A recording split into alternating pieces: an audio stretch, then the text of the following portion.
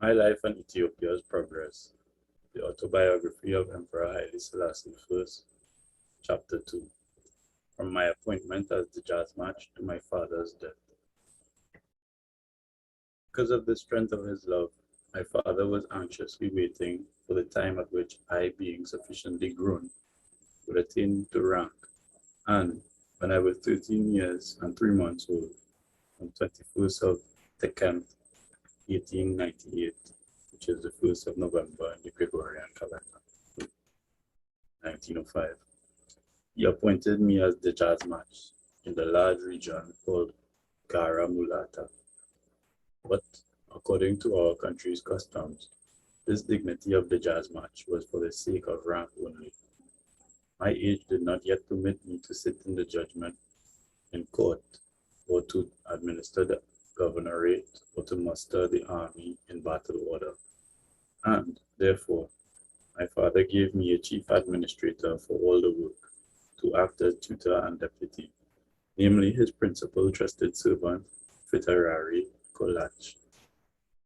On the day on which I was appointed to the rank of the jazz match, my father's officers and his troops assembled, and he introduced me to them in the great reception hall. After this, I entered into the inner chamber where my father was, and, because he had awarded me this dignity of the jazz match, I kissed his shoe and sat down by his side.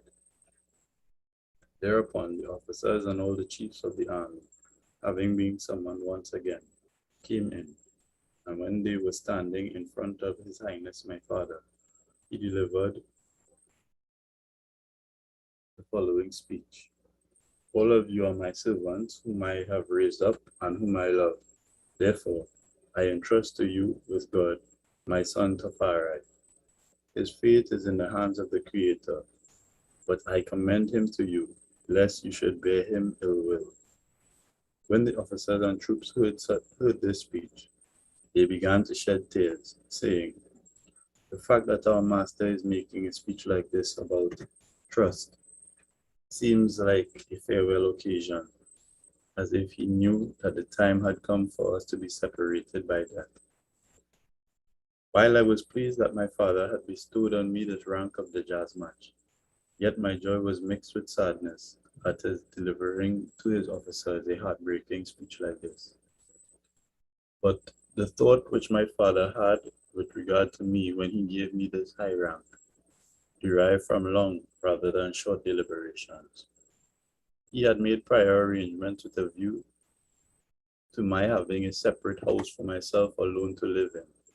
He had given instructions on the morrow of my appointment to the effect that they should consign the house to me, together with the officers required for each aspect of the work.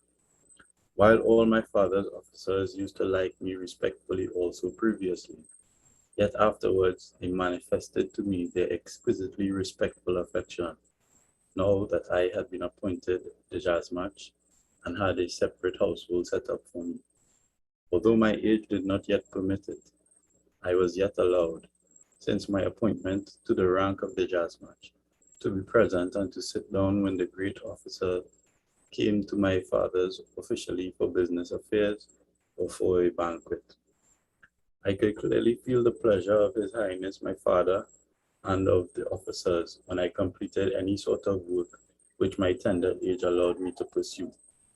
When I listened attentively to their speech and counsel, and when I spoke or gave answers to questions I was asked, I thank my Creator as I clearly recall how those of my father's officers who have survived until now sometimes tell me, reviving past tales. When at that time you were appointed the jazz match, you used to tell such and such, and being asked something like this, you used to answer something like that.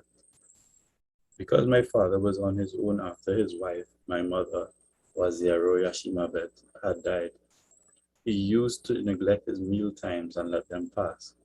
But as there was nobody who dared to say, meal time has arrived, I would beg him in fear, entering his chamber and saying, meal time has come, so please let it be your wish for dinner to be brought in. And consequently, he would order the meal to be brought in at once, with a view to pleasing me. When I saw him and the officers eat, I felt a sense of joyful pride in my youthful spirit, and my father used to commend me for doing this. His Highness my father had the good fortune to be loved and to be feared. If a man, however great his position might be, was found to be in the wrong, my father would determine the punishment according to the measure of his offense. But because he would not keep silent, they came to fear him. But a few days later, he would cause pleasure by sending to the home a gelded ox, honey, and butter, if the convicted person was a great man of position, or a castrated goat and money to buy honey and butter, if he was an ordinary person. Indeed, the people would love him for this, because there was nothing of actual cruelty in him towards the man against whom he had meted out punishment. Besides, even though no man is perfect and pure before God, since my father's main thought was to please God in every possible manner, he was determined to help with money those in difficulty, to reconcile those who had fallen foul of the Emperor Menelik, to offer prayers at any hour that he remained from the work of government in which he was engaged, to assist in their troubles the monks in each of the monasteries and the priests in each of the churches.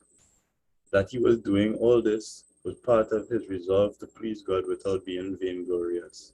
He was a fine example of good deeds.